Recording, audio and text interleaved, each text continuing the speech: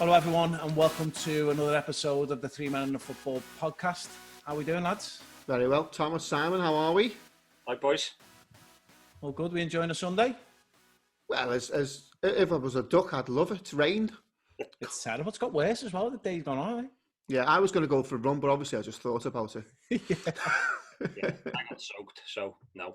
Yeah. Not forced, to be honest. We it was all right here earlier on, so we went out for a walk with the dog. I'm glad we did, because then when we got back, it absolutely threw it down. Not good. Haven't you been out putting lights up outside, Tom? I have, just because the girls are so peed off this lockdown and stuff. We agreed to put the Christmas deckies up early, so part of that job is to me put the Christmas lights up outside. And when you say early, Tom, we're talking about the 15th of November. Yeah, so we usually put them up around the 1st of December, so put them up a few weeks early. Oh my God. Simon, it's the Thomas Morris Christmas vacation. Yeah, it is basically the Griswolds. It is the Griswolds family Christmas. You can imagine me, our fella with the tree on the roof of the car. Thomas doing this outside, trying to plug things in. Yeah. I'd have loved to have seen that. All right, well, let's get to this week's interview. So we've got someone who Darren's known for a long time, and we know through other people coming onto the podcast, David MacDiarmid, who is the director at the Steven Gerrard Academy. Played football in Liverpool all of his life, loves the game, loves Liverpool. So that should be fun, make Thomas happy. But definitely a great person to get on, because you've got a lot of knowledge about the game, hasn't he? Oh, he's brilliant. He was at Liverpool as a kid. He's coached Liverpool. He's a football man. He's a football guy. Technically, he was an excellent player as well, which he played the game the right way. So looking forward to having a chat with him, catching up. How do you think? Do you think he'll teach Darren anything about coaching, Tom? No, I was really wondering whether or not he could teach me anything, or whether they accept people like me at his college, because we had a dog called Wacker, right, when we were little, and it was an Alsatian, and it was crazy. And when you kicked the ball, it'd go after the ball and it'd bite the ball. So I never ever practiced football because I didn't have any. We couldn't afford them because Wacker had chewed them. So I'm just wondering whether people with not the greatest ability can go to college. Well, Thomas, I can answer that for you. No. You're 40 odd. It's not happening. Let it go, Thomas. Just leave it now. It's over. I'll tell you what. He'll probably bring a case ball for you next time we see him. Well, let's see if a gap opens up, and if a gap opens up, you can ask him the question. But don't put him off, mate. We don't want to lose him. All right. Let's get him on then. Let's get him on. Hello, Dave, and welcome to the podcast, mate. Good evening. Thanks for having me. No worries, mate. What have you been doing on this lovely Sunday afternoon? We dodged the rain and made it to Sefton Park for a walk today. It was chocker, like town on a Saturday night. That many people about. Yeah, no one's got anything to do. It was literally, it's just people everywhere. But it was all very civilised, distanced and all that. Like, so yeah, it was okay. Yeah. We were the same. We went down to the park close to us, and it was absolutely chocker. Loads of dogs jumping all over you. Painful. So, Dave, we just had a bit of a chat before, but I'm Simon. We haven't met officially. I know you via other people, but we've never met. But as I said before, I love the fact that you're sporting the team haircut. I'm trying to talk Darren and Thomas into doing the same, but it's not working, mate. And look at the state of their hair as well. Surely they want to shave that off. Yeah, Darren won't be far off, I don't think. Hey, Dave, you're right. And someone said to me once, if I shaved my head off, I'd look like that guy out of the Hills of Eyes. Yeah, you just got to keep your beard. Yeah, Thomas has been growing that beard for 3 years now. To be fair, he did try to shave it off. He tried to shave it off the other week, and he looked scary. He looked like... He did, yeah. Yeah, it looked... Careful, Darren. I had to stop myself then. Yeah, we needed to put him back on. All right, Dave. So as we say, you've known Darren for a while. Let's start there, because I think that it's always interesting to hear how people met Darren and how they remember him as well. Because yours was years ago, wasn't it?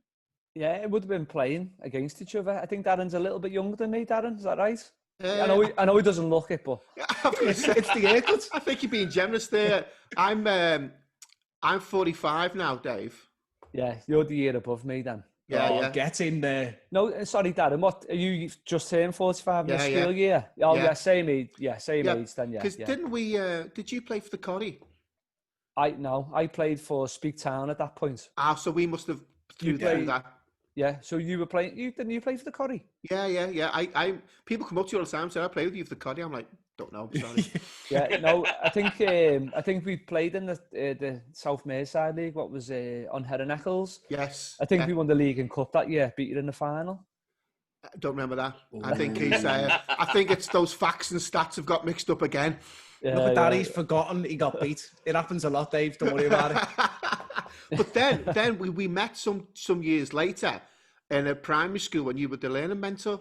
Yeah, in St. Paul's in Prescott. Yeah. And we were doing the football and all that, weren't we? And and then you had a little coaching thing going, and I went and did some coaching for you, I think, at one point. Yeah, that's right. Yeah, just like local soccer camps and all that type of thing. Yeah. Don't tell me that's where Darren talks all the time about these 5 fundamentals of football. Honestly, we can't shut him up. He talks about it constantly. Dave, if you've got to spare 3 hours one day, I can go through them. I've got a PowerPoint set up there. Yeah, maybe it's Dave's fault. Yes, he laid the groundwork. Yeah.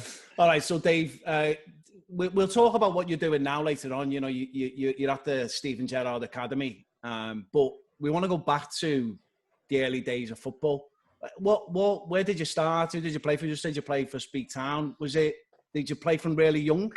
Yeah, I must have started when just locally in the street, as you did when you were younger and stuff, and playing with your mates non-stop in the garden, modelling myself on Kenny Dalglish and all that, in the garden, reenacting goals, killing them in the top corner and all that type of stuff. But yeah, and then my mates were playing for a team called Untitled Juniors. Great setup.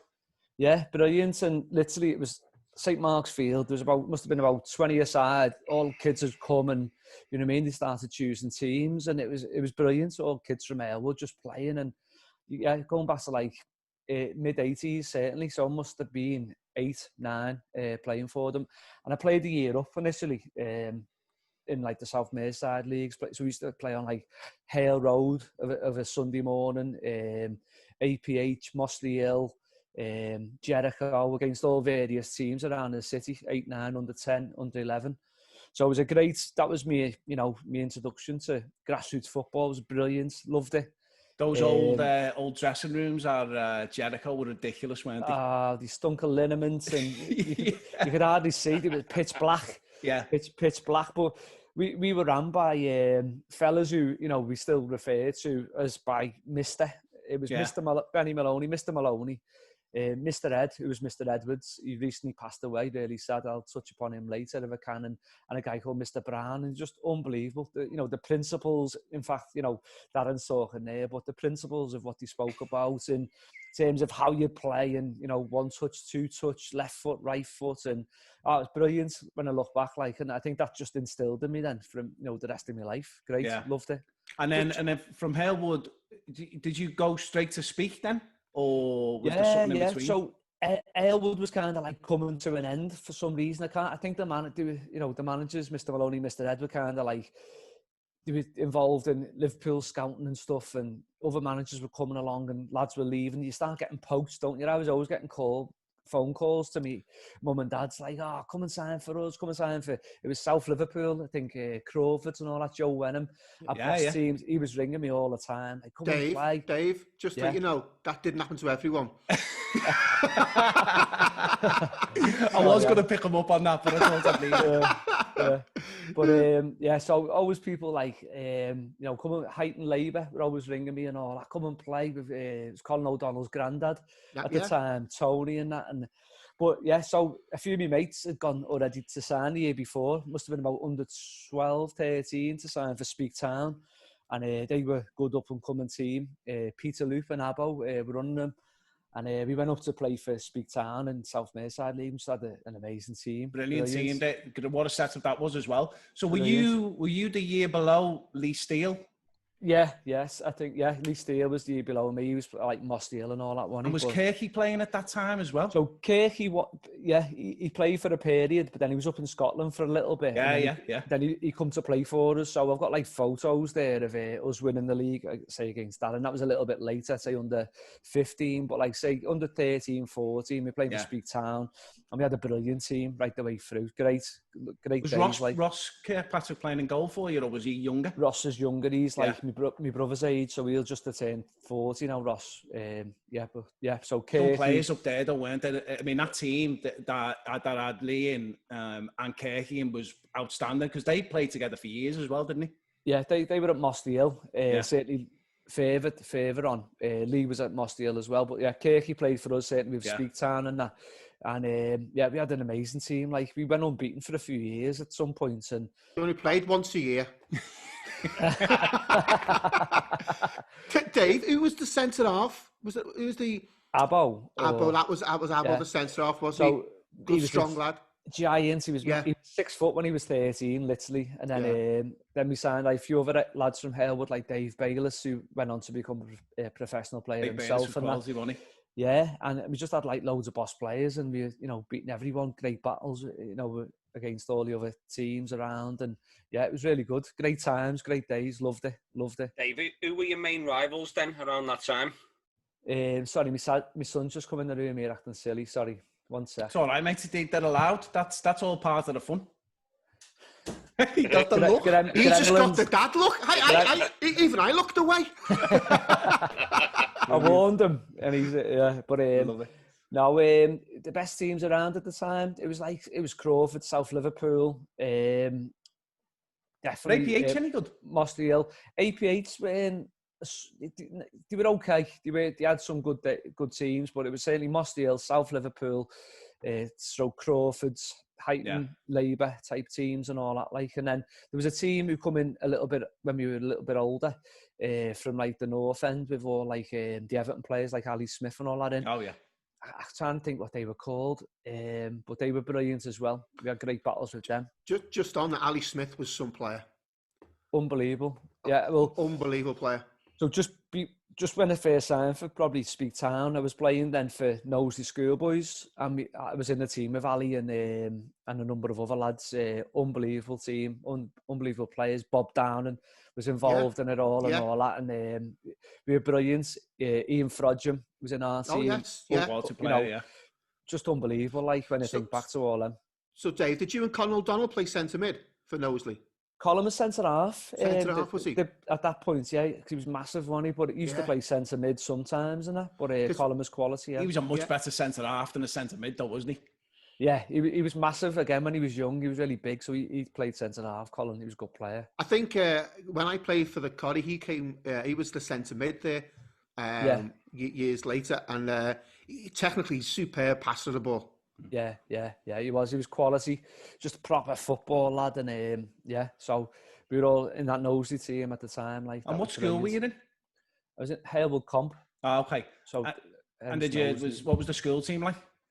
The school team was all right. We did have we won the Knowsley Cup and all that, but our school football wasn't like something like with the calibre of, or the effort that went into it, like the Cardinalians, SFXs and all that. We did have boss players, but it just kind of like wasn't ran very well. It was a bit ad hoc, you know what I mean? But on our day we were good, but not organised. Yeah, around that time, Cardinalians had a great team. They had some quality footballers. But you had Blue Coat as well, always had a decent side. Carl had a decent side. It was just quality. De La Salle had a decent side. Yeah. I think most other schools just had one or two decent players though, didn't they?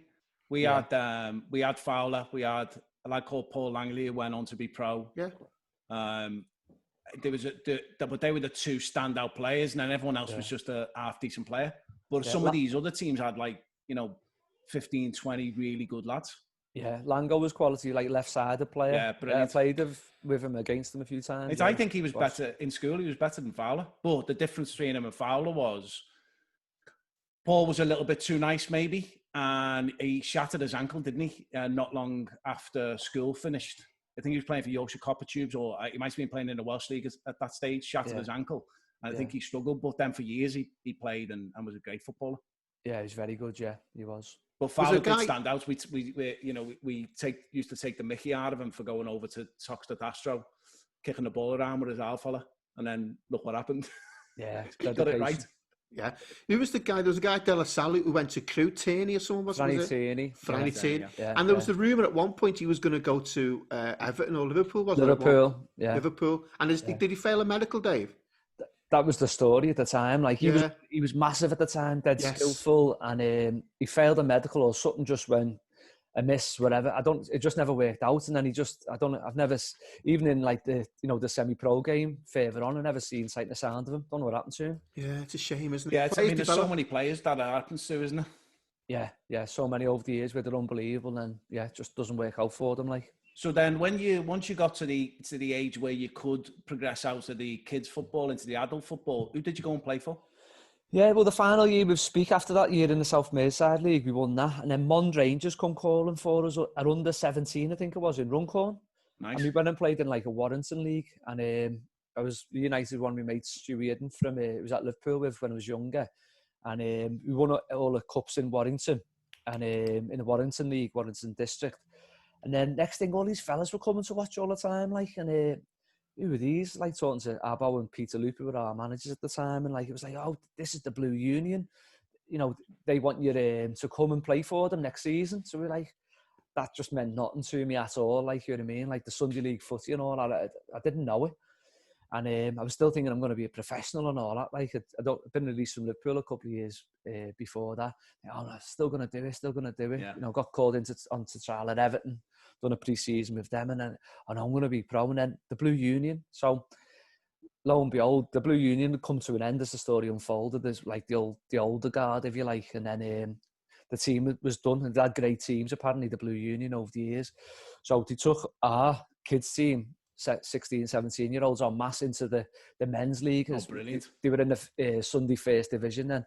So that was another like great period, like brilliant. That's a baptism of fire, isn't it? Going into the Sunday First Division. It was scary. Ran brilliantly. There was like proper like fellas, Dodger, Jake, great man, Norman Marion running it, and they really looked after us. But then we'd be turning up at Hayton some mornings, Sunday mornings, the quiet man and all that, and like these fellas who were unbelievable, by the way, but like just like doing things here that I never knew happened on a football pitch. Like, so it was a rude awakening, you know what I mean, to the big bad world, if you like, of football, men's football. Yeah, I think that transition as well, when you've been looked after so well, especially having been at Liverpool for a while, you've been looked after so well, then all of a sudden you're playing on a muddy pitch in Eighton and getting a kicking from someone who's 20 years older than you. They're unforgiving, aren't they? You know what I mean? You're like, you're the best player, you know, you're doing this, that, scoring goals, creating, and the next thing, these fellas just smashing you, and you're like, whoa, you know what I mean? And then you're becoming young men then, and it's a whole different ball game. But amazing. We had like a brilliant team at the Blue. First year we never went up, but we had like hundreds watching on Garston Park. There'd be hundreds watching. It was brilliant, brilliant days. Like used to go to the Isle of Man tournament every Easter. We won that a couple of times. Like, that was unbelievable. So so you played on Garston Park as well, because Garston Woodcutters played on there as well, didn't he? Yeah, but they were all like big rivals at the time. Like, it was like the Garston derby. Literally, it'd be 3 or 4 deep right the way down the park. You could not move. And to be fair, we got the best of them most of the time, but there were some boss players on both teams at the time, like brilliant. So I played with in early on with the fella who ran that, was a fella called Peter Sawfleet. Sauce, they called him. He was a goalkeeper, brilliant goalkeeper. And when I started playing football, he was the goalkeeper for the buses team, Mersey Travel. Right, yeah. And I started playing for them, and he was the keeper. He was absolutely off his head, but had a brilliant setup at the Woodcutters on a Sunday. Had some great lads down there. Yeah, they did. They had the boss team, the Woodies, like, and brilliant. Great days. Loved all just to compare, Dave, I remember playing, there was a dog watching me with this fella. He seemed to enjoy it on the Sunday. He used to take his dog for a walk and stuff. That was just before your dad told you that you weren't good enough and your Paul was better. One week he brought 2 dogs. I mean, the crowds were getting up then.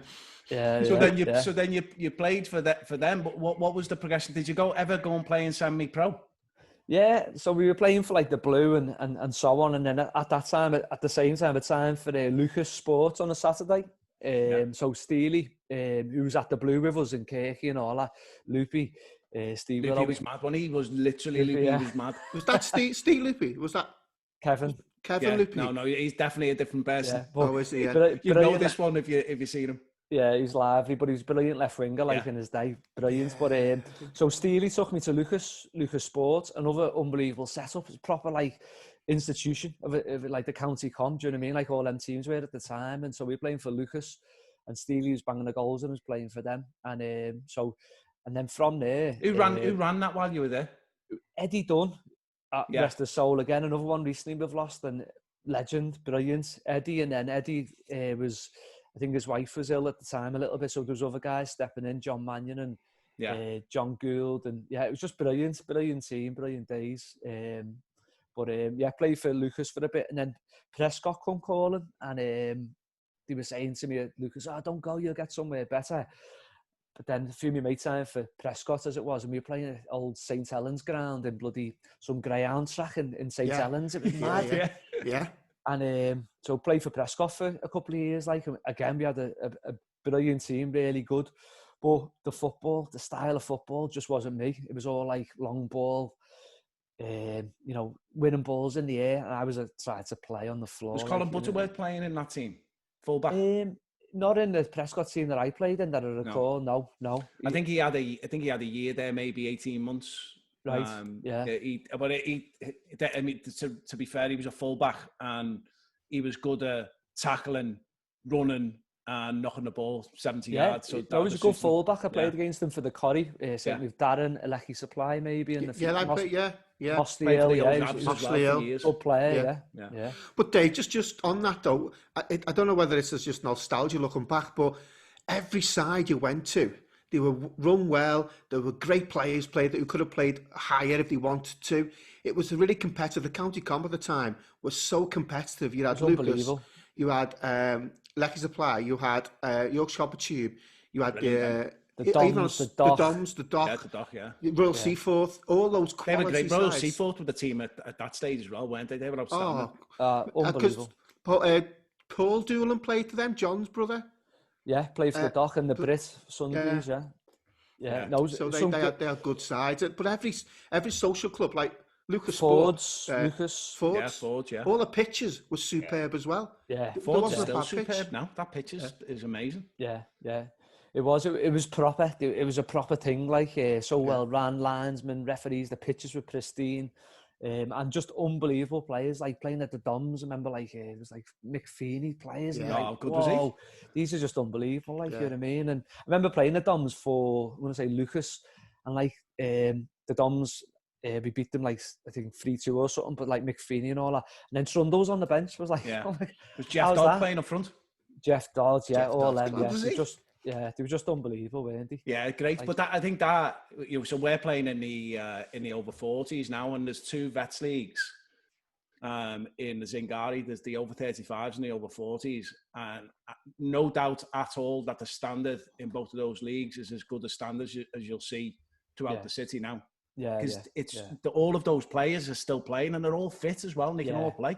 Yeah, quality's amazing. Yeah, they are. Do you know how to play? Obviously, it's a little bit slower, but the football, the patterns of play, the touch, the quality. It is. I played in a few years ago myself, and it is. It's amazing. It was brilliant. So then, what next? Then after that, what was the next step? So playing for Lucas and all that, Prescott, and then Prescott was all long ball. Got a little fed up with it and all that. And the Blue, we got promoted into the Prem, which was fantastic moments for them because they wanted so long. We celebrate. We actually beat the Woodies to go up, and it was unbelievable. Just the old aghast, and you were like a hero. You know what I mean? And so then some things went on behind the scenes, in the pubs and all that, and ended up signing for the Allerton. So the Allerton had won the league first of all against playing against us first year in the Prem and all that, and you had all the top players, Mark Ward, Tony Kelly and all that, and all the lads, Quinny, Jicky, and they'd won the league, and then I think a few players had left, maybe just come to the end or whatever, and then they needed the next wave of players in a year on.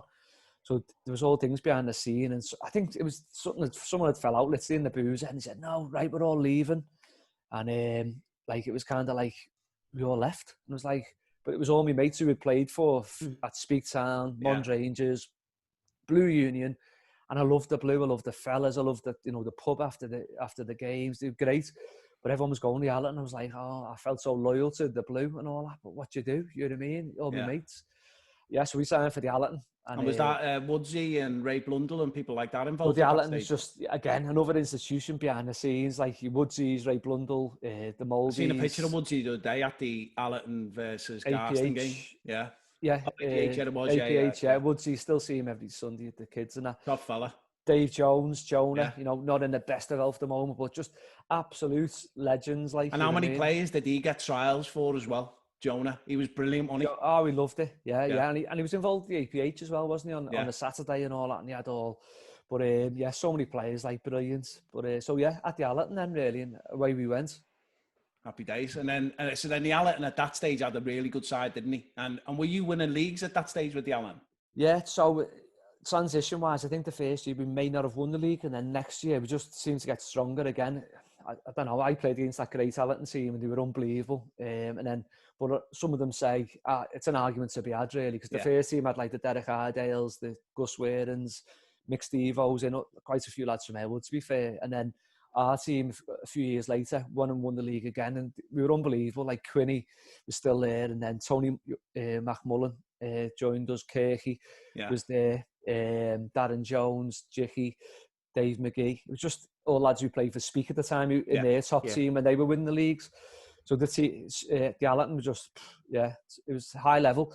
At that point, I wasn't enjoying the Saturdays as much, and Liverpool always come calling. I was always going to match and all that. And I was like, wow, playing in midfield, my game was like box to box, and I'd play after the game on a Saturday. I'd be goosed. I couldn't, you know what I mean? My legs were done. Yeah. I'd be playing on a Sunday, and I was like, might make a bit of a decision here, and I end up just, choosing mainly the Sunday because, again, loads watching around it just felt like really, really good. And I played in Wales in between spells in Carnarvon a little bit and that, but I always like that Allerton team that I was in at the time. They beat anyone, so I was thinking, absolutely, why am I flogging myself playing elsewhere when I'll just focus on the Allerton team and play there and give me all to that. I wouldn't go out on a Saturday night, or you go out and not really have too much to drink the way like some of them were, I suppose, at the time and that, but they only have or drive or whatever, because the games on a Sunday were just high level stuff. Yeah, and you're not turning up hammered on a Sunday, but the thing is as well, you get your head turned by like the Welsh League because there's a bit of money involved. It's Welsh match of the day. All of that kind of stuff. You get your head turned, but then what you realise is that the standard of football at the top amateur level in Liverpool is just as good, if not better, than it is at that kind of level. It was great. I mean, we were playing, say, for Carnarvon, you're getting 150 quid a week, say, at the time. But I remember playing Swansea midweek in like the Welsh Cup, whatever it was, and it was, they had Resi, some first team were in it. They beat us 1-0 after extra time or something like that. But literally, I was getting in 3 or 4 in the morning, and then all your petrol and all that. And it was like, it was good. But again, don't get me wrong, there were some good players and the quality of football was okay, but I think our Allerton team probably would have beat them. All the top players from Liverpool were playing in the Welsh League at the time to earn a few bob, but it just wasn't for me. And Dave, with the Allerton in the National Cup, was that on a Sunday, was it? Yeah, so the National Cup was there, like, the main thing that we were going for at the time, and they got beat by I think St Joseph's in Luton before my time, in a couple of years before, and then we come close, and then we got to the final in I'm going to say 2003, 2004, and we got beaten in the final. We had a brilliant run, done really well. We were smashing everyone, unbelievable team, and a bit of a low point for myself because I think I'd gone away on holiday in season, which is an absolute. It's a no-no. Schoolboy error. And we were playing that well, and I lost my place. I was in and out the team, and Crossy. And I'll never forgive him, really. But so I remember being in the changes at Anfield. He said, you sub. And like, it was Tony Mack and Quinny. Tony Mack, Mullen and Kirky centre mid. And the outrunners. And I should have played. But with hindsight and what we know now in terms of like coaching and football the way it is now, we should have played 4-3-3. Because we played 4-4-2, but it was like 4 defenders, me, Kirky and Tony Mack in the centre mid, 2 out of us, and then we had like Gary Roberts on the left wing, Quinny on the right, and then like Steve Wilson, Frankie Lachan, or it was Andy Green up front. So we had like 4 out now forwards in the team, And then the midfield was just like, you're on your Overrun, own. yeah. You would have played 4-3-3 and worked on it a little bit and all that. But that was just the way it was. And that was a real low point because in the game, someone split their head open first 5 minutes. Dave McGee went on. I think Peter Jick went on for Dave McGee. Quinny got injured. He come off. And the subs were all done. And I was like, sitting there going, oh my God, I don't believe it. And, they beat us. And yeah, real low point that, like, because we should have won that. Great team, but it wasn't to be. How old were you then, Dave?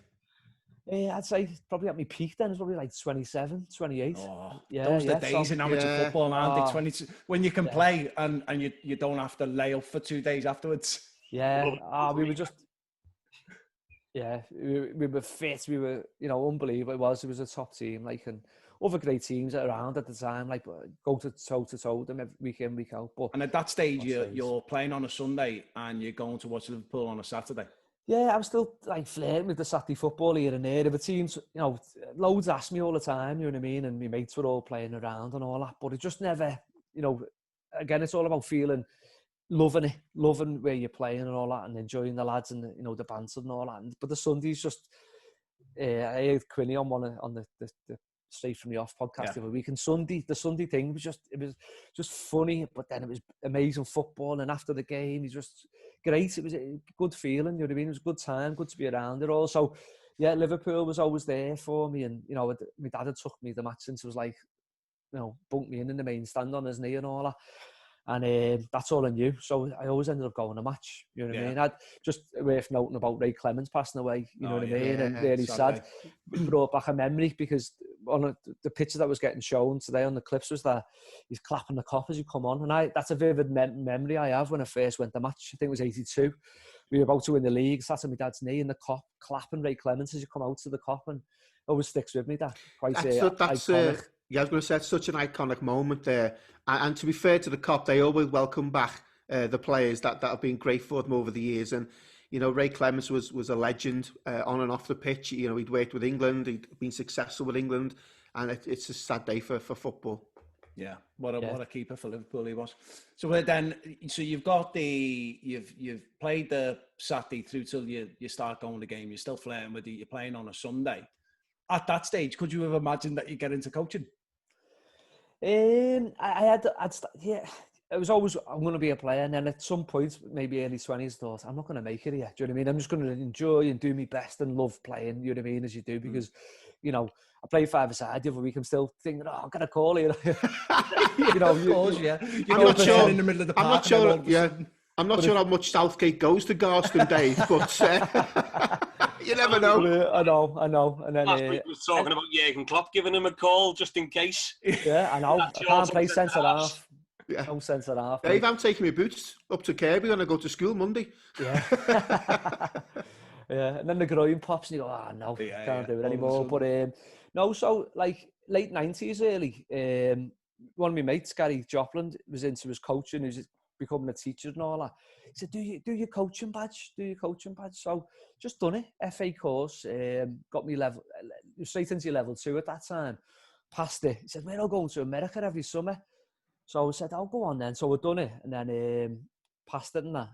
Mike McGlynn and all that took it. Brilliant, loved all that. And I enjoyed the coaching. Then next thing, Liverpool Academy come calling, so we got involved there doing a bit of coaching. Just like community stuff. We've done development centres around the South End, Tom Brewitt, Curtis Jones, all them types of players who come through now from the South, certainly the South End. We were coaching all them when they were little. So that come up really. Just got into the coaching a little bit of part-time really, you know what I mean? While you were still playing? Yeah, so you work and still playing and all that, and then you just be coaching of an evening, maybe the weekends and all that, doing a bit of a little bit of coaching really for Liverpool and stuff. So got into that, but going back 98, we went over to America, coached for a company over in America, like in New Jersey for the summer. Who's that with, Dave? UK Elite? Fantastic. No, they were like another company. It was like USA Soccer or Hill Soccer. Oh, right, okay. But they were the same people, but they'd split at some point. And great days, like great people who were amongst all there, all lads from Liverpool who were into the football and beyond and around the country. We all gone off and done really well, really. Love that.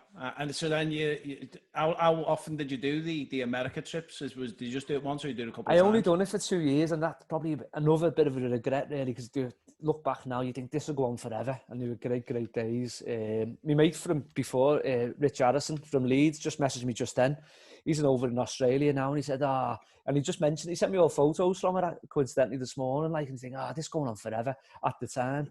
But I remember in my first year, we were due to finish the end of August to come home.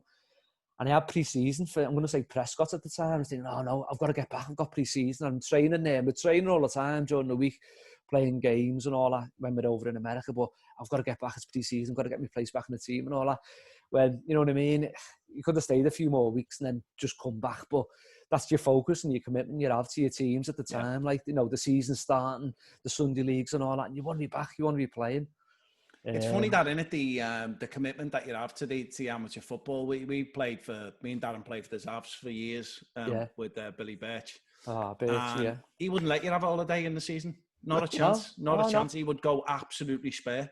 Absolutely frowned upon. You're going on a holiday? You're joking. And like, I must have done it twice in my whole, like, you know, years of playing, and one of them cost me big time, like, you know. Yeah, Thomas is still doing it to us now. Yeah. Really? Dave, talking about commitments, like, I've got a player that goes and coaches in America most years, obviously without this COVID business. Yeah. And he tends to come back the day before or the day of our first game of the season, and then just expects to walk straight back in the team. And funnily enough, he's generally me captain. Darren, God. Dave, you know, I'm a physical specimen. I can walk all day on the pitch. He's just walks in a 10-yard circle. Simon Simon has watch on during the game. He runs something like 6-point-odd miles or something. Was it something 10K or something? If it's a difficult game, because the quality is still pretty good, and I'll play centre mid. So if it's a difficult game, I'll run maybe 9K, something like that, 8 or 9K. Wow. I don't even know whether it registers. I'm waiting to get my first K. That's all, you know. And I think over 3 games I'll get there, Dave. Yeah. So while we're talking about that, your mate and our mate John McGrattan, who you work with at the academy, he plays fullback for us. Yeah. And I've been talking to him about because the thing I use is that player, the vest that you get. I've just got it on me phone. On me watch, and I wear me watch under like a sweatband, and it works really good. But he's been the one who's been giving me the whole, okay, you need to be doing this, or you need to be looking at this. Yeah. It's either that or he's moaning at me, one or the other. He's moaning at you, Si. He's a right moaner, yeah. But he's played non-stop. He's done really well. He's had a great career, and he's really steady. Left fit back as well, isn't he? Yeah. Technically, got a bit of a jockey's hut on him now, like. But you tell him that. Technically, John's still a great player, and the level we play at, he can play all day at that level. He's quality. I played with John when he was about 17 or 18, maybe 19, over at Vauxhalls, and quality. He was my left winger midfield player, and I was left back. He said to me once, overlap. I said, "You're joking, aren't you? Not when I'll get back. Do you know how far it is?" Yeah, but quality player, John. He's played for good sides over the years. Yeah, he played for Lecky Supply for years, remember? And even recently, I mean, we still play like little staff games. We went in Liverpool Academy a couple of years ago and we played against Liverpool's coaching staff when Steven was there. And, you know, all at a good level, like, you know what I mean? Really good. Yeah, did you win? I think it was a draw in the end, but they smashed us most of the game. Like, Steven was unbelievable. Like, I'm just like, wow, you don't know how good he still is. And, you know, I think they felt sorry for us. We scored a few at the end, like, you know. Yeah, so John is generally moaning at Thomas. Up and down the line, isn't he? That's not true. He screams at Bobby constantly for the whole game. Our goalie. His ears have gone huge because John's moaning. Anyone that plays in front of him or anywhere within, say, 75 yards of him, literally the earplugs. To be honest, he's dead good to me because he doesn't want to get taken off. He hates it. He always wants 90 minutes as well, doesn't he? The competitive nature of him still now is unbelievable. He doesn't want to lose a tackle. He doesn't want to lose a throw-in. You know, he's brilliant. If half the lads had the desire that he's got, we'd be flying. I mean, we are flying, but I mean, we'd be untouchable at the minute. Yeah, he's good, proper good lad. And how long have you worked with him, Dave? Several years now, since come over. Yeah, he's like tutor with us and coaches with the different teams and stuff. Yeah. So, and he loves it again. You know, that enthusiasm rubs off of the football, the passion for the football, and it's all around the football. And obviously we've come to it in a bit, but motivating them to learn through the football. Yeah. So it's a good combination. So then let's get from the kind of you're in your late 20s and you've started going to match. You're still playing on a Sunday. Yeah. What happened then? Did you keep playing right the way through? And when did you stop? And why did you stop? Yeah. So the Allerton just kind of that great team, like John Smith's team, kind of come and Crossy ran it. So early 30s just come to a bit of an end. Really, just lads stop playing. Went on different paths as it happens, just naturally. Then Crossy left as the manager, and you had different managers, and it just, things just come away, don't they, and just change, you know what I mean? And at that point, busy with what is like my day job now and that, and then the coaching and whatever else. My daughter was born, and then I just played more casually then, just wherever that may be, Saturday and Sundays. Mates, five-a-sides and all that, really. I did have a few injury problems at the time. I had a couple of knee operations and all that, so that put paid to a little bit for a bit of time, like. Yeah, it's hard, isn't it? And it kills you getting old, especially when you play centre mid as well. When you can't go box to box, and that's what you've done forever. It's horrible. Yeah. So I played probably for the Allens. I was like 32, 33. Then I had a couple of years out, and then went and signed we started the vets team, Allerton vets, the over 35s. That was then. You know what I mean? Yeah. So I had a year or two out, but then got going again, really, which took a few weeks, and then you find your rhythm again, don't you? And they've started again, haven't they? They've gone into the over 35. Yeah, it's like the younger team then, but our over 35s were brilliant. Like, so we got to play like the likes of Degsy Idale, who were from the first great Allerton teams, and Mick Stevo, Gus Wade and all lads from Airwood, Draper and all them, and Steely come and play for us. Did he? So, yeah, Steely, Kirk. So we had a boss team. We won the first division, got promoted. The Allies beat us in the cup final at Wally Hall, and then we got promoted. And then second year, never done as well. I think, again, the lads were a bit older again. They were like 40 plus, probably. We were only 35, some of them. So the bodies were just letting them down a little bit. So we done 2 years, and then that was it, really. It's good fun, though, isn't it, mate? Playing in the vets. If you can get a decent team with a good group of lads who you like hanging around with, it doesn't half make a difference to your week. Yeah, absolutely brilliant. It was. We all lived for it. Look forward to it through the during the week and that, and then the quality of the football, like playing in the Alleys and all them lads. We beat the Alleys in a couple of games, and then they beat us, but they're all still boss players, all good lads as well. You know what I mean? You see them out anywhere you go in the town and the city. You're at the match, you're talking about the footy. It's brilliant. So we played against you'd probably know him. We played against Frankie Strode.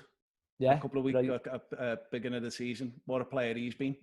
Brilliant, yeah. I listened to him on the podcast. It's funny, yeah. And quick story on Frankie. I remember playing against him like the A3 and all that. And then we played them. Our good Allerton team played the A3 Canada in the Premier Cup final.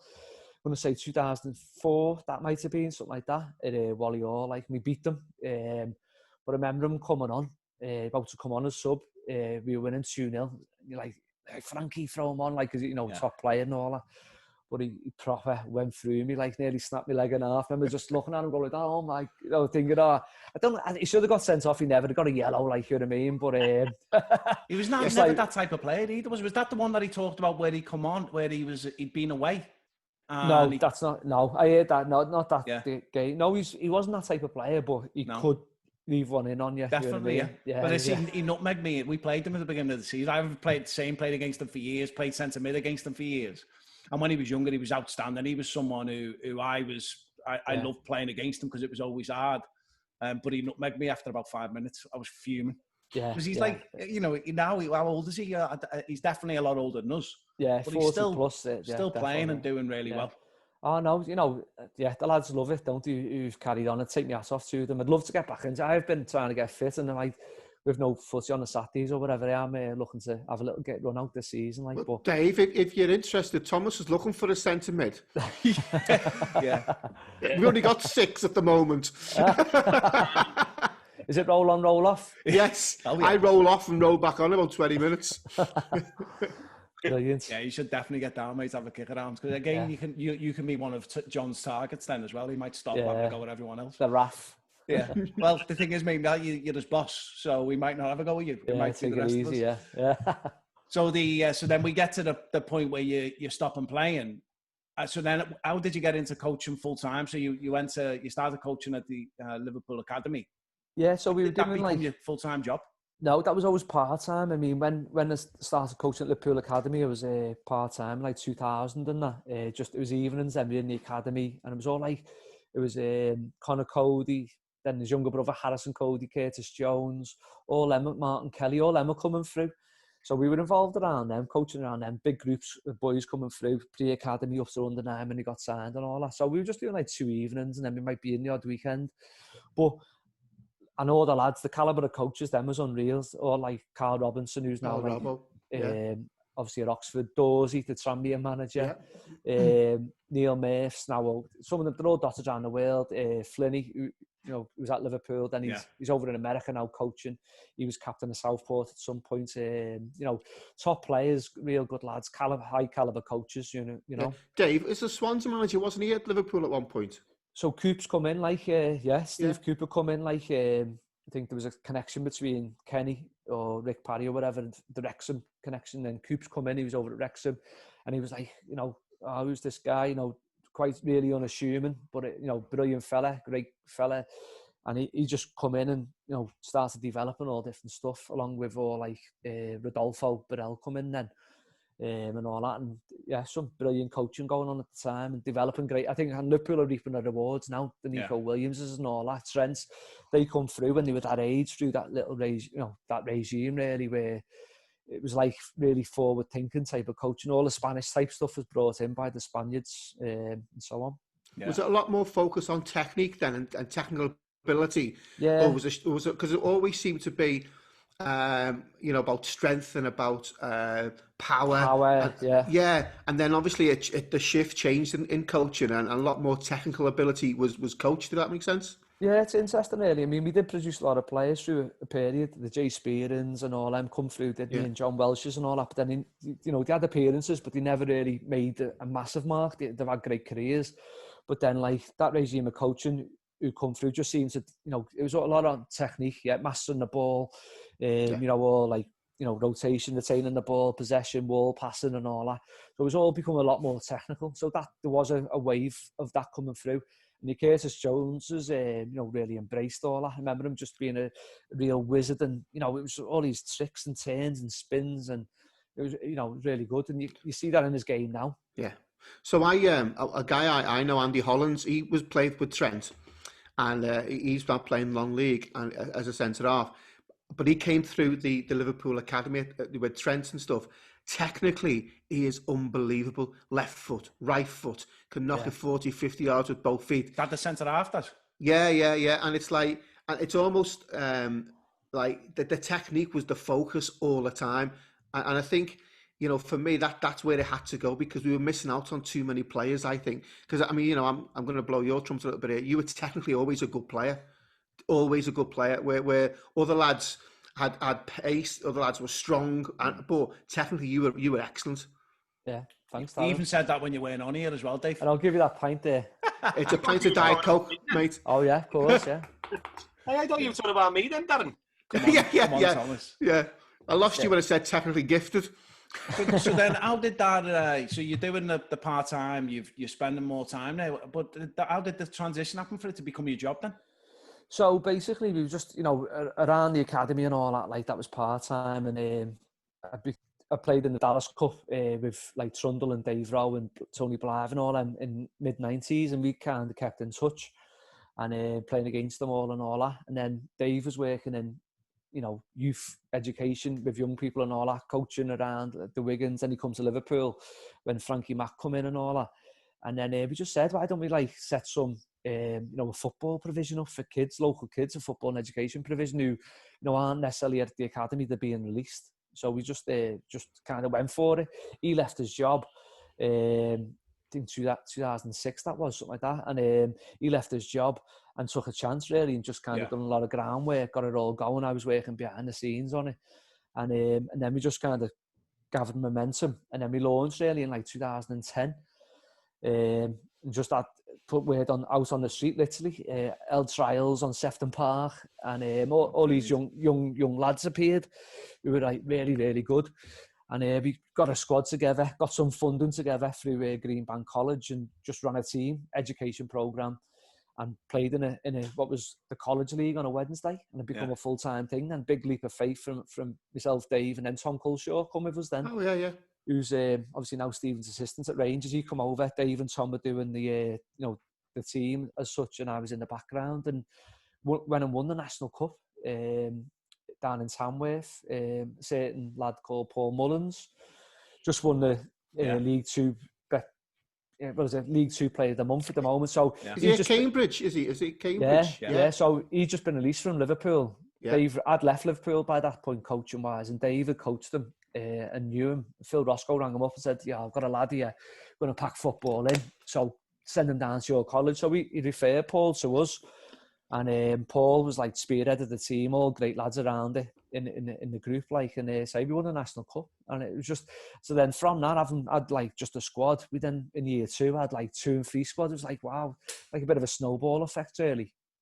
And then how were you actually delivering the educational side? What were you actually doing around the football? So you've got the team or the game on a Wednesday. What's going on for the rest of the week? Yeah, so it's basically become like a mini sixth form, but then subcontracting, through like a Greenbank College, or it then become, I think it was like a national funding organisation who were funding us then.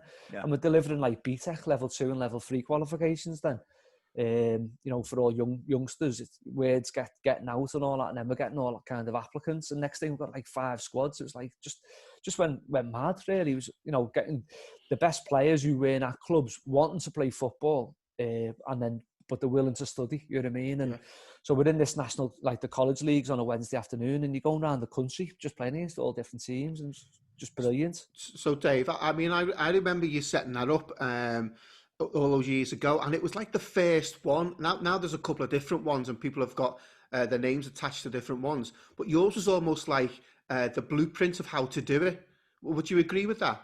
Yeah, I mean, blow our own trumpets, really. I mean, we had heard of similar programs going around, but Dave was always like, "Oh no, this football program." He had a bit of a vision on it. Like, and I was like, "Right, okay, how would that work and all that?" And we just kind of like went with it, made the right links with our, through Liverpool Academy and different coaches here, there and everywhere. And then obviously the schools, because I'd worked in education, same way I met you, Darren, and I've been involved in those schoolboys at that point as well, Bob Down and that. So yeah, so you join the dots, don't you? Next thing we had a premises, and we were based in the University of Liverpool, so we just got a rent on that. They had an AstroTurf, so they're studying, they're training every day. Next thing we've got like a kind of like grassroots academy running, if you like, Yeah. So it was just amazing. And next thing, word gets out, and then we start attracting these like boss players who've either been released from clubs or they're, the top grassroots players. And we've got real good players on our hands. And we're like, bloody hell, these are like high level. And Dave was still coaching at Liverpool Academy at that time. I'd left then to kind of like get do the work behind the scenes on our Liverpool Football College as it was then. And like, yeah, it's just going from strength to strength. So we launched, and then national champions, and then league stuff, and then myself and David played in the Dallas Cup, as we mentioned before, in '95, and we got beat. We had a life-changing opportunity. I always say, like, Dallas Cup was just life-changing for me. Like John McGrattan had played in it years before myself, and that. And we went to Dallas. It was unbelievable. Got to the Dallas Cup quarter final rather, and we played Costa Rica's national team as 18-year-old lads, and we got beat. They wiped the floor of us. We never touched the ball. It was searing heat. Just dead quick story on that. So like we didn't know we were through. So the days before social media and any type of comms, and we're in our got beaten in the final group game. Oh, we're out. We're all gutted and all that. So our homestay said, "Yeah, I'll have a few beers." So we had a little swim in the pool, as you do. They all have pools over in Dallas and that. Game of table tennis, basketball and all that, and had a few cans of Budweiser, maybe 4 cans of Bud or something, but we never drank, you know what I mean? So next morning, like we wake up, phone goes, "Hello, it's Jerry Smith." Jerry Smith was our coach at the time, like, and he goes, "Dave, Gary Houston, our goalie, I was staying with them in Glen Murray, get up, we're in the quarters, get up. I was like, what? We're out.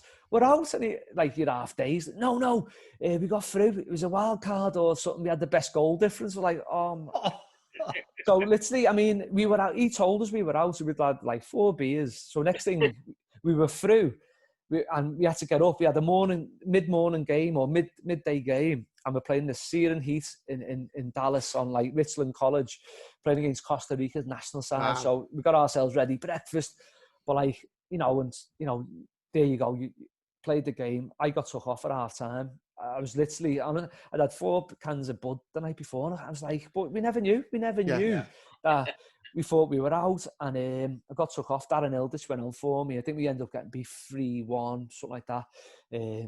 But we had a brilliant team. But Dave, you're talking a national team here. You know what I mean? Was that Tommy Riley with you? Tommy Riley, Tommy Farrell, David Rowe, Bootsy, who had a great career himself. Trundle, Tony Blythe, all top players. Because Tommy Riley's still out there, isn't he? So so we went back. So I'll come to Tommy in a minute, Darren, if that's okay. Yeah. No worries. So Dallas Cup, that inspired us. That had really left a mark. So set the college up, myself and Dave, and we were like, wouldn't it be best to take these kids to Dallas? So we were like, the guys who had taken us, one of them was John Cooper. John Scott had took us as well, but again, he passed away, sadly. Great fella, John Scott. And so we got in touch with them. They were still involved, the Knowsley team, who'd won it, coincidentally, maybe a year or 2 before, the Knowsley youth.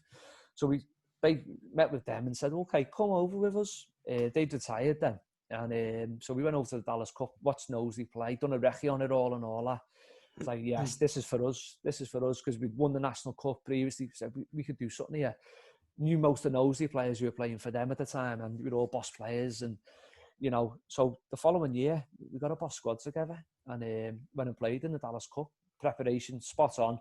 Got there. Liverpool, we were involved with Liverpool Foundation, as it was at the time. So it was Liverpool Football College and Liverpool Foundation. So we went under their banner and played in the Dallas Cup, and, just done really well. Had a great run. Some players who was in that team then. So you had Mikey Barrow, he's over in America, playing over there. Cartwright's lad plays at the back, Ben Cartwright and all that, Bram Johnson, really good lads. And then there was Tom Owens as well. Tom Owens was just unreal. He's playing for Witton Albion now. Top player, played a little bit Sunday League as well. But we got to the final, lo and behold, against Costa Rica, national side. Wow. Got to the final. So, because the way it had gone, we played like Thursday, Friday, Saturday, because there'd been maybe a day called off at the rain. And the lads were done, just dead on the feet. The hamstrings were tight and all that. And we played Costa Rica, who obviously had a boss squad and, probably a massive squad of all like equal ability. This is 2014.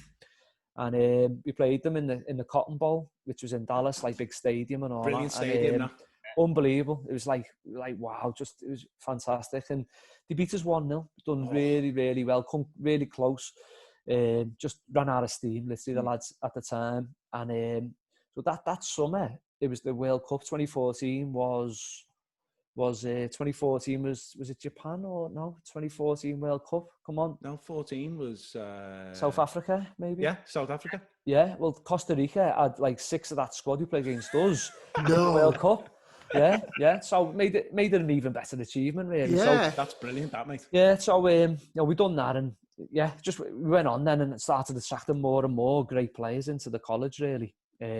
Little story about the Dallas Cup. So, and it was probably your year as well. So I was a keeper when I was growing up in school and stuff, and I came up and played a couple of games for that Knowsley team, and it might have been your year as well. I was a goal. I had like big ginger hair. Yeah. Played in goal, and then I didn't qualify because I was too old. Oh. Yeah. David, I can't even remember how I got to that stage, but I got brought down for the game, played really well in a couple of games, and then they got me details and they were like, "Oh, you're too old, you can't get involved." I was devastated. The team was boss as well. Yeah. Davey, was there a guy involved called John Duffy? Was John Duffy involved then? No, I know the name, but who was the other guy as well who was with him? They were Joby Humphreys. Joby Humphreys was after me as well. Oh, okay, he come after me. He got involved because he was involved with the county, Liverpool County as well, and all that. yeah, the Dallas Cup just left a long-lasting thing with us. That's a boss thing to do, though. Go back and play the game with your team in 2014. Well, it was, and then we've gone every year since. Never this year, but we actually won it in 2017 as well. You know what I mean? So we've gone in 2017. We started forming like an unbelievable squad, and so like Owen Wheeler got released from Liverpool. It signed from Everton for a few bob, Everton Academy, and then he signed for Liverpool. Liverpool were going to offer him another year. They never, for whatever reason, and he got released. He was devastated. And we had some good players with us at the time in the college, like Jack Hazelhurst and John McGrath and all that, Niall Walsh, boss players. And so Owen got released. So we said, Phil Roscoe again made the referral to us, come and play for us, Owen. He was like, just done in, shattered by football and all. I think he had a trial at Wolves or something, just didn't fancy it, where you lose heart and that. And then we got him down playing. You just see him week by week growing in stature, you know what I mean, by his frame and that. And, we just got a squad together. Cam Glennon joined us, top player, right back. And the group just all, like, become so professional, just all switched on. Danny Harrison, who still works for us now, he was the coach in that. Danny had been a player, he's still playing now for Connors Key, but he played for Tranmere, Rotherham, few hundred league appearances, and he was the coach, and he led them, and the group just come together. When things just drop, like I say, Boss Allerton team, and that it just dropped. It all worked out right, and went on and won the Dallas Cup. Just what an experience, mate, for them kids. It was boss, and they're all doing well now. Most of them, like the City of Liverpool, or around the semi-pro type of teams, and I know like some pro clubs up and watching them over the years and all that, but you just need a break. But some great players are amongst them. Is that the aim of the academy? Sorry, Daz. Is that the aim of the academy, to get people an opportunity at whatever level is right for them? Yeah, so as it is now, we ended up with 5-6 teams and all that, and so whether they're like what you call participation or just lads who love playing football, there's a place for them, and we'll develop them to become coaches, and they can go to university, but they're loving playing football. They just loving playing, getting the boots on, training. So we coach them all the same, in the sense of like the style, and teaching them how to play in certain ways and stuff, supporting them to develop technically and that. And then obviously the top players will kick on, and then the other lads will still improve. You know what I mean? So they're just loving playing, and they'll go down the university route or coaching or whatever. And then the other boys, maybe they'll become professional or grassroots, and just be the best they can be. Send them over to America on a scholarship or whatever. Brilliant. Yeah, what I like, Dave, is that there's different pathways, and I think that's important for anyone who's watching, wanting to get involved. It's not always about being a professional footballer. There's lots of different pathways you've got BTECs and different avenues to explore, either the coaching role, because I know my nephew's getting involved in the coaching side of things at university with you guys, and I just think that's really important. Because it is a college first and foremost that focuses around football. Am I right in saying that? Yeah, well, that's certainly the incentive, and what I suppose motivates them, because they love football. Some of them, school, whatever. Oh, I don't want to do this, don't want to do that. But football, transcends everything, brings them all together, and they're looking forward to training in the afternoon, or they're playing, down in the Midlands, or wherever, or or they're on the way to Dallas, and they're going on a tour to Spain, and so there's always a motivation there. So they're just studying and training, and it all just brings it together. And then you think, well, and then there's role models around. So you're Luke, top quality player, obviously being at Liverpool and all that. Another example, come to us, and he's been fantastic. So he hasn't kicked on or got a break really to get a club, which probably he should have done, but that's the way football works, and he's still knocking on the door. But he's continued his education. He's on our degree now, you know what I mean? So he's around it, getting all that information. And to be honest with you, Dave, he would never have done that. That was never in his sort of remit to go on and do that. So I think the fact that you are keeping these lads and keeping them to give them pathways into different things is huge. You mentioned the Dallas Cup. That's a big hook for you guys, because Dallas is an amazing tournament, and the opportunities to stay in America with the scholarships is fantastic as well. And something that, looking back 20 years when we were eligible, or 25 years in my case, eligible to play, that was just the pipe dream to go to America. No, it wasn't where you'd go on holiday. It was just, wow, the States. And suddenly you're probably going back there. You mentioned Tommy Riley before, who's still out there. And to see these people make success over in America is massive. Yeah, it's brilliant. So spot on, Tommy Riley. So when we went over a few years ago, Tommy come up to watch us and see us and all that. It was just amazing to see him, because the last time I'd seen him properly was in Dallas, like say, almost 20 years prior, you know what I mean? And now, not changed, still have the same relationship with him and all that, and he's like a successful coach over in America, made a life for himself and all that, and he's had a great time. And there's so many examples of that through the Knowsley team, and our teams, squads from the last few years are making the legacy of their own, where lads have gone on getting scholarships and staying over there and whatever else. Just, it's brilliant. It is. It's a whole new world, and that's what's out there for them. Like, it's fantastic. I think it's great for Scousers to get a taste of something a little bit different as well.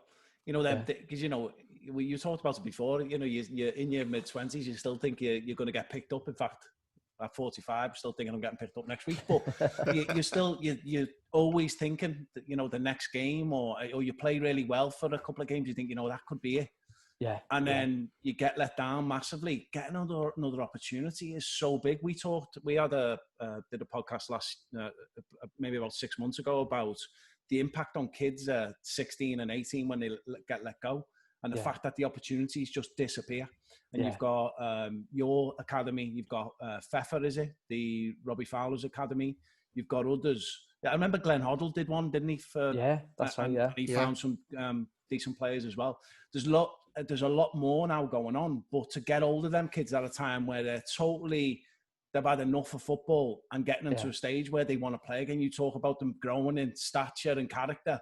Yeah. And then you're educating them at the same time. That's a dream for that age when they've just lost interest. Yeah, it is. And as I say, there's a few examples of Owen Wheelers who come to us, Paul Mullins or whatever, where literally, I don't know where they might have been, and we speak to them regularly and they say, oh yeah, I was done then. I was going to pack in. And it just gives them that wind in the sails, and then it gives them that second bite of the cherry, really. And yeah, some of them are lucky to make it. Some of them just don't, and they carry on playing the best ever they can. But giving them a career, which is the likelihood is, they're not going to make it as a footballer, but giving them that pathway into sports science or teaching, a few are going down the teaching route, or then going down the coaching route predominantly now. That's what it's about, isn't it? Because then getting the next best thing. They're involved in football, something they're passionate about, and giving something back, if you like. So how did the Steven Gerrard link come to the college? Yeah, so Steven's, he's always been around. He's always supported us in the background, and and we asked him when we first set up in say 2009-10. Dave Rowe's close with him, and I'd met him and said, look, this is what we want to do. Would you back it and all that? But at that moment in time, he's still one of the top players in the world, England international. And we know ourselves, when you're playing at whatever level you're playing at, it just consumes you, doesn't it? And you live around your football, you work, but I'm playing footy, that's your focus. And not for him at the time. So he's continued to support us or whatever. And then, so in recent years, we just we were at Liverpool Foundation, as I said, and then we just decided to, move in a separate direction from them, to be kind of in control of our own destiny more so. And then, so we just revisited Steven, just said, look, different stage of your life, your career or whatever. He was then at, going into, just leaving Liverpool under 18s, going up to Rangers. And so we just spoke to him, and he just said, yeah, do it, get involved, and, I'll back you. So one thing's just led to another, really, and it's just gone really, really well. He's so supportive, and obviously his networks in football, unbelievable. You can't even begin to describe them, really. It's just scary. So our young people now, our youngsters, girls and lads, are benefiting from that. Yeah, having that link is amazing. Having a name against the academy just takes it up a notch as well, doesn't it? Yeah. I mean, our coaches, before Steven come along, we were still winning things, and the kids were still going to university and whatever else. But just since he's got involved over the past 18 months and that, you just see the quality has just kind of gone up a notch even further. Do you know what I mean? In terms of people who were coming in to do guest speaking with us and all that. So you're passing all that on to the kids, sharing that information with the the youngsters to inform them and give them a better idea of, and he's inspiring them. When he could come in pre-COVID, he come in quite a bit. Unbeknown to anyone, because he wouldn't tell anyone, and we wouldn't publicise it, but he'd just be speaking to the youngsters and guiding them, mentoring them and all that. And what price is that? What value is for Steven Gerrard to be speaking to young people and passing on any little snippets of of his experiences onto them just is totally inspiring. It's very similar to what... Sorry, go on, Thomas. Biased, but imagine having one of the greatest midfield players the world's ever seen coming in on a regular basis, just having a chat and saying, you know what, you just do this or you just do that, or have a think about this idea. Just, it must be so inspiring. And I could only imagine the fact, you know, I remember meeting Bobby Charlton once in Wavertree Mystery, going on, like, my mum paid for one of them 3-day school things to get a certificate. And that was like, wow. And I hated Man United and I hated Bobby Charlton. Don't know why they sent me on it. But it was brilliant just getting that certificate at the end of it. And, you know, the greatest midfielder the world's seen in the last 20, 30 years going into your college on a regular basis. It must be so inspiring. Yeah. Oh, Dave, just on that, if you ever want to hear a Thomas Morris halftime team talk, I think it's well worth getting the lads involved. It is special. But going back to Steven Gerrard, what really gets me is that he's a local lad. He's been there and he's done it. And you know, it's okay getting some of these so-called superstar footballers coming in, but Stevie Gerrard's from Huyton and he knows what it's like in Liverpool, and he knows everyone wants to be a professional footballer. And he also has probably seen over the years those lads who were probably, you know, as good of it as him at some point fall off the wagon, if you like, and go somewhere else or do something else. But his focus, determination and drive kept him going. Because wasn't he on a special programme at Liverpool because of his growth and things? They were really protective over him. And quite easily, he could have then said, this isn't for me. But you know, I always say this in football, it's not just about your ability. It's much more than that. And I think you put the whole package together and you end up with Steven Gerrard. So I think that's a really good pull for the college to have him backing you and his name there as well. Yeah. I think it's his mindset, you know, relating to when he has shared some of them stories with the young people about, you know, his focus and his commitment to what he wanted to do and achieve during his career, like, you know, and that's lends itself then to our, you know, youngsters, because, you know, it's all about, like, talking about us being in the Dallas Cup and us being great players. All, you know, we've all played, and for whatever reason it doesn't work out, and we've all played against lads who've been unbelievable as well, and just for some reason they just don't do it. And, you know, often it probably is a mentality thing.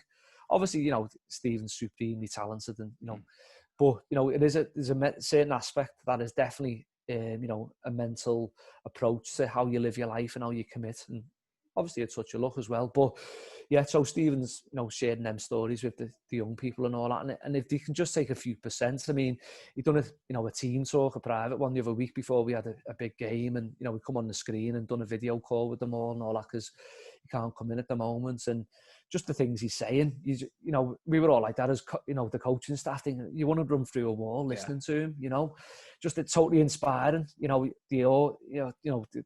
holds himself in just such a great awe and stuff, you know. Yeah, he's got. I think that the thing is as well in this city, even if you're a Blue, you can't deny the impact that he's had because he is a local lad and he's done so well.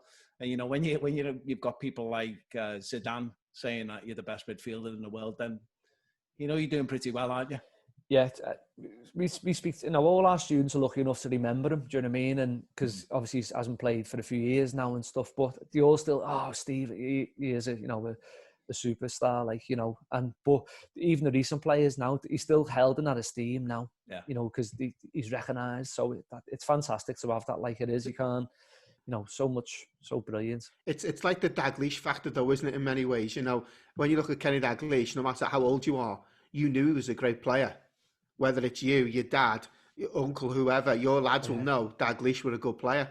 Yeah, a great player, you know, and that's the thing with Stevie G will have. He'll have that legacy that Dalglish has. Yeah, forever. Yeah, absolutely, yeah. He'll grow stronger, actually. The more years he's out the game or away from Liverpool, that'll grow. His skill, his ability, his leadership, everything that he did for Liverpool over the years, it'll just become more over the years.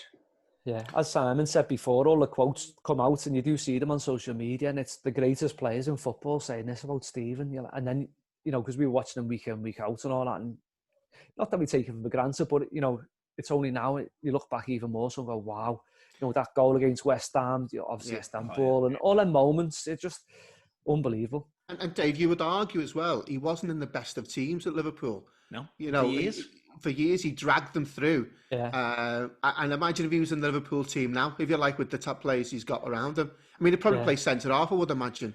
Yeah, he play anywhere, he can play up front. But think about the team that he was in 2005. Yeah. In comparison to the team that we've got now. Yeah, I mean, that's it. I mean, Rafa organised them amazingly well to get out of them what he did, but Steven was just talisman money, you know what I mean? The way he led them and provided them, you know, key moments like to really make a difference. Like, it's just wow. But we had players like Biscan. Yeah. But Dave, could you do it on a Saturday afternoon at Liverpool and Jericho Lane? That's the big question.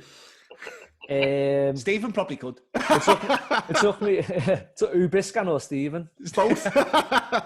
Yeah, Stephen could just play anywhere, couldn't he? You know what I mean? You see them videos of him when he was young, and you know, just galloping through midfields on Whiston and whatever else. You know what I mean? Dave, can I ask you a question then? So when you I do Sorry, that sometimes Darren forgets that we're on a podcast and asks if he can ask a question. Because I'm polite, Dave. You know me. Go on. So when you meet Steven now, and you've met him over the years, and you know you're probably at ease with him, do you still get that? Wow, it's Steven Gerrard. Or do you have moments where you think, is this right?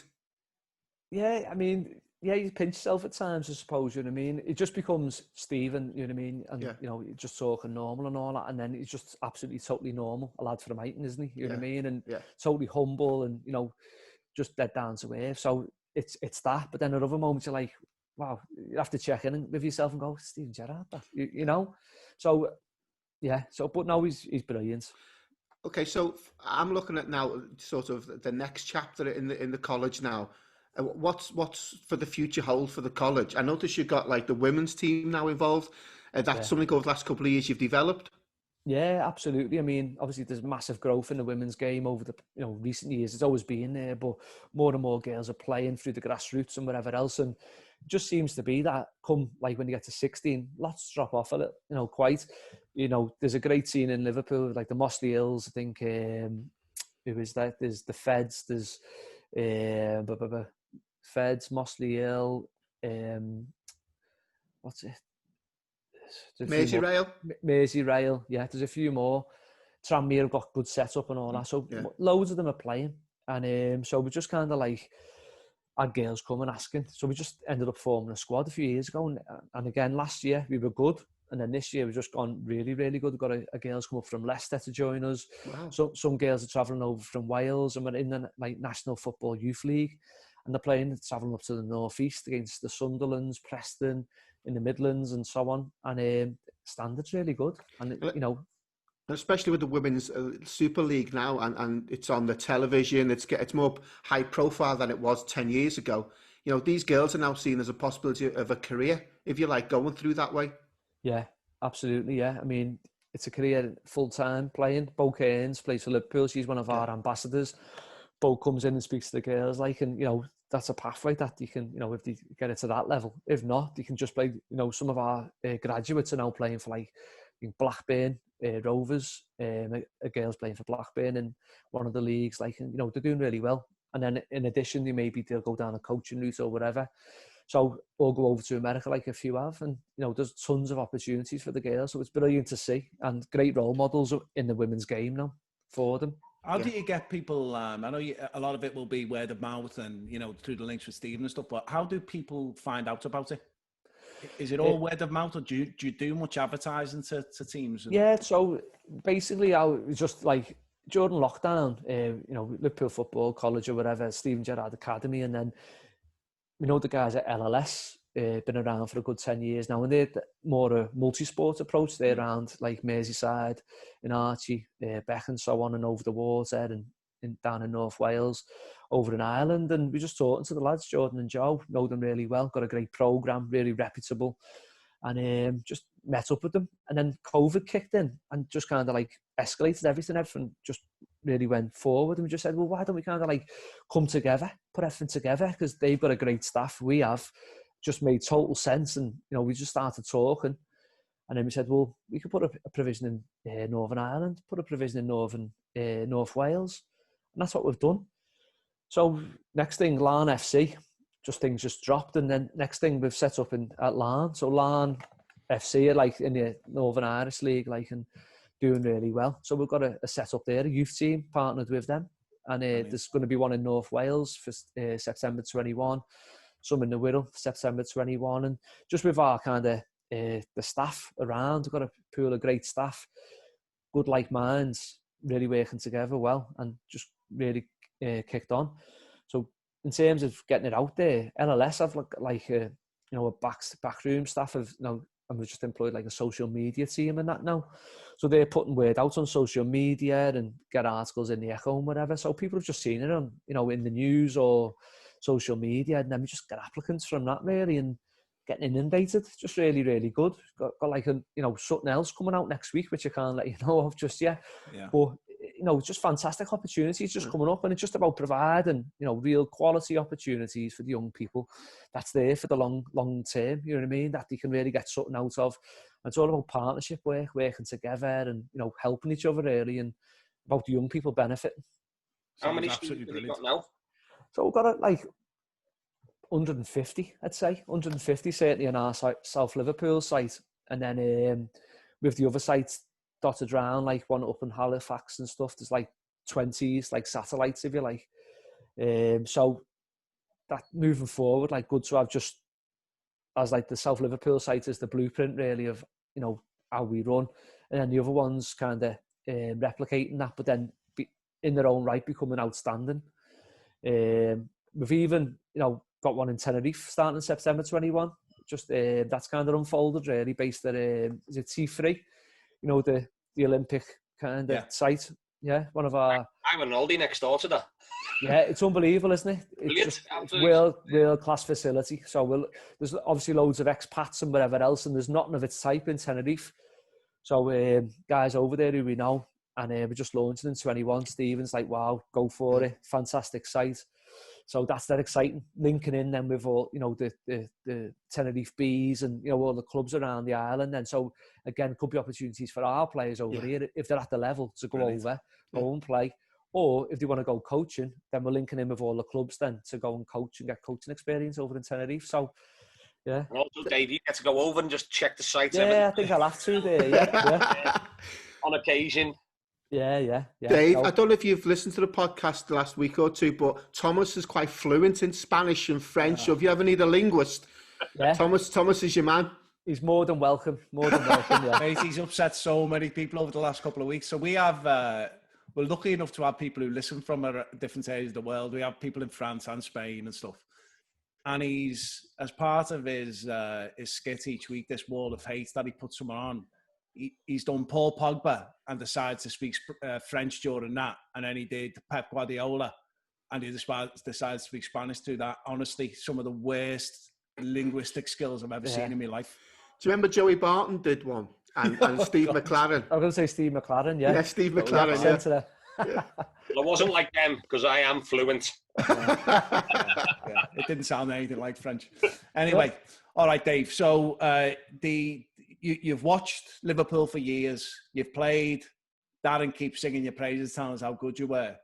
And you've coached and you've done some cool things. Give us, I don't want to limit you to one favourite football moment or the greatest memory, because you've probably got a couple. So you've probably got one from when you played, probably got one from when you coached, and then obviously we'll have a Liverpool one. Yeah. So tell us what were your greatest memories? You've still got a long way to go. We'll have you back in 10 years, maybe have some more. Tricky. Playing wise, it's probably two there. Well, there's a few, but yeah, if you had to pick one, maybe two. I'd say the Blue getting promoted, I mentioned earlier. It was just brilliant, as a group who come together, and like it meant so much to the people of Garston.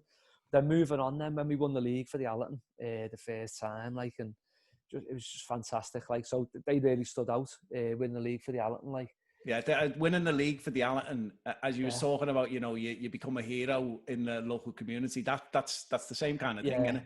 It was just brilliant because it was just like the Sandon you're playing, the top players, the Sandon, the Brit, the Royal Seymour of a Sunday, the Wesley. They were brilliant, and it just really meant something at the time. Like, you really invest yourselves at getting involved in it so much, give so much to it. So that was fantastic. That was brilliant. Yeah. College-wise, I suppose, I mean, I wasn't the coach for the team, it was Danny Harrison, but being involved, with the Dallas Cup win in 2017 was just special. That was in the FC Dallas Stadium, that final. Wow. It's great, brilliant, that one. A few thousand watching, it was just special moment. And by the way, I never mentioned it before, but we actually beat Knowsley in the final. Yes.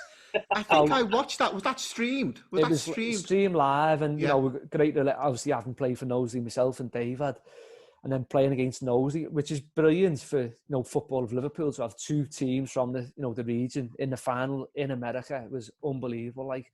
And we just that slightly stronger than them on the day and that. But the likes of Wayne Wardle, who's now working with us at the Steven Gerrard Academy, and that involved him, Smigger, Lee Smith and that, and all the lads knew each other and all that. So, but that Dallas Cup win was brilliant. Yeah, it was special. It was really How would you compare them to? So you've got the Allerton when you were younger and you're playing, compared to the feeling of the kids that you've worked with all year. For years going and winning the Dallas Cup. Because I've never been involved in anything like on the coaching side, so I get the playing side, but how would you compare the two? Yeah, playing, you're very single-minded, and it's all about you and the team and all that, and like you just made up, and that's special. But knowing all the work that goes into the Dallas Cup, and like the preparation started the year before, and you're doing so much for the for the young lads behind the scenes, to like raising money, to getting them fit, nursing them through injury, liaising with the parents, and then the actual operation when you're there, like, and put so much into it. So to win that, like, that was special. I've got to say, that was like great, one of the greatest moments, like, of being involved in football, like just in that stadium. And as I say, seeing the lads, some of whom like I know the parents of, and the young lads winning that, and when I see them now, playing for City Liverpool, our partner club, certainly with our academy and that, City Liverpool, some have gone on to there and that, but seeing them now still playing, and they're like, and you come over and see you, and like, that was a special time. Like, so I think that probably resonates for them lads as well as their greatest time. Like John McGrath messaged me the other day, he's just signed for Lower Breck, but the special place for them, and I think vice versa with us. Brilliant. To them, like, you know what I mean. Love great that. Lads and great time, like, special. Great set up at Lower Breck as well. Yeah, I believe so. Yeah. Well, once it all gets going, obviously being involved with City Liverpool, they always go and watch them when I can. That's brilliant. But all them. That's like the county com of its day for me now. Them teams, like, it's fantastic, brilliant running, a great standard, like, great players. Yeah. All right. So just let's make Thomas happy with this one. So give us your greatest Liverpool memory. Yeah. So I mean, try and keep it down to half an hour. I know that is near impossible, I suppose, but brought up on winning the league, winning everything as a young lad, getting bunked in the main stand on my dad's knee, watching the great teams, Kenny and all that, to watching Steven through his great days and all that. So Istanbul, I've been out of Europe for so long, and then coming back with Rafa, Istanbul was like euphoria of winning that. It was just unbelievable. I got married a few days after Istanbul, and literally, so the final was on a Wednesday, I was getting married on the Sunday, and just like, but the euphoria of Istanbul and the whole thing was just like, wow, that was special. What I like, Dave, is out of season marriage. Love that. Oh yeah, plan meticulously. You know what I mean? One of my mates missed it because he was on a work do and all that. Like, and you miss things like that, and you're like, wow. But yeah, Istanbul, the old feeling of like, it's like it'd come back from like my dad's era, like from the 70s, 80s, and all that, where they'd experienced that. But Istanbul was special. However, I've got to say, like, Madrid as well, because I was, great team, and when Klopp come in and all that, it was just like you could see what he was doing, and obviously having lost the year before in Kiev and that, and then Madrid, where I was fortunate enough to take my lad. Then we never had tickets until the day of the game, which I'd never had in all my life. I'd always get tickets, always helped me rate tickets. Madrid, never had one, and then lo and behold, going back to like the football connection, like guys I'd worked with in America back in '99, Brendan Doyle. Hello, Brendan. Yeah, worked for UK Elite and all that. Like, kept in touch with them, and he was flying over in his new job by his boss, and kept in touch with everyone. Your networks are like so vast, and Brendan got us 2 tickets. I was like, wow. Oh my word! So got me and Sammy a ticket. Like, so he's like in tears, can't believe it, and me missus and Sonia and Scarlett had tickets as well. I ended up getting them, but then I had to give them to like my dad and my brother, or they did, which was great of them. Very, very good. So we were, all in Madrid, and Madrid was special because, like, having lost the year before, you could see what Klopp was doing, the team he was building, the old feeling around it all and all that. Like, and to see that with my son, it's as good as amazing. It's as good as Istanbul, and he's like, "This is the best day of my life," and all that type of stuff. You can't buy them moments, can you? I'm not gonna lie, I wouldn't have seen the final because I would have been in that concert thing where Jamie Webster and all the thing was. I would have got absolutely hammered. I wouldn't read the game, or if it did, I wouldn't be able to remember it. But it just looks out of this world. I still like watching videos. They flash up on my YouTube behind the scenes from like the concert in the main square there in Madrid, and Liverpool. They don't do things by halves, do they? I think half of the world are Liverpool fans, and they all just descended on Madrid. Absolutely amazing. And Darren had the pleasure of watching it with me in my house, and we partied. It was great. Absolutely brilliant. Well, I partied, Darren just... I had 2 Diet Cokes that night. It went crazy, Dave. It got crazy. Reminisce from Villa in 82, was it, Darren? Yeah, and speaking of Villa, we did quite well against Liverpool the other week. I don't know if you want to bring that up. Come on. It was a great performance. So, Dave, can I say, just before you finish, where do you think Liverpool are going to head now? Obviously, they've got a few issues at the moment. What's next for Liverpool? Well, it's a strange season, isn't it? Football's like totally changed, even in the last year alone. So no fans, injuries, the kind of amount of games they're playing now is just relentless, isn't it? You know what I mean? So there's going to be more and more teams with muscle injuries, I think. So we're going to struggle defensively a minute, but I'm sure we've got the young lads can step in, or Endo can play at the back, I suppose, in the short term. So I do see us being there or thereabouts still. Tottenham are going to have a go because Mourinho knows how to win and do well. And could be a few surprises. Like Everton started well, dropped off. Villa have started well, had a blip, then come good again. So Leicester are obviously up there, and we play them this Saturday. Southampton are up there as well. Southampton, yeah. So let's just see where who knows. I wouldn't rule anything out this season. Like it's open, totally open. Like Dave, you just nearly made me cry, mate. Soon Villa might be up there. Darren cries a lot, Dave. He's very emotional. Yeah. So I'd love to get you back on at some stage as well, Dave, for us to do a podcast on coaching, because I think what's going on in football now is really interesting. We talk every week, especially this now that we've restarted, and the way the game is changing. And because of what you're doing every day and you're studying that, I'd love to get you on and just have a session where you just talk to us about what coaching is like now, and what you're doing with getting the players used to playing in a new style of formation, a new style of pressing game, and all that kind of stuff, and how difficult that is. Yeah. No, more than welcome. Yeah, happy to do that. You'd make Darren very happy as well. Yeah. Dave, and obviously we'll plan the 5 fundamentals beforehand, so we can all... He'll have a board up behind them. Yeah. Send them over, Darren. Send them over. Let's see what they are. I'm really interested. The book's out. Christmas, if you want to buy one, I'll sign one for you. Yeah. He's not joking either.